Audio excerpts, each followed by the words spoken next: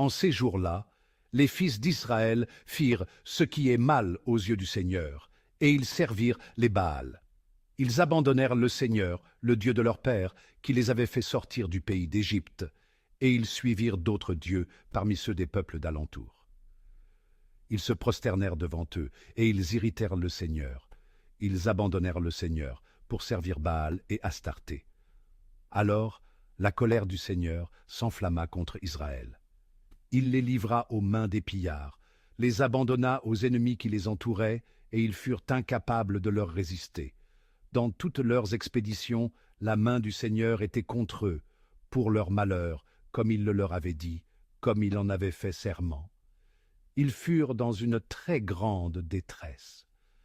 Alors le Seigneur suscita des juges pour les sauver de la main des pillards. Mais ils n'obéissaient pas non plus à leurs juges. Ils se prostituèrent en suivant d'autres dieux, ils se prosternèrent devant eux. Ils ne tardèrent pas à se détourner du chemin où leur père avait marché en obéissant au commandement du Seigneur. Ils n'agirent pas comme eux.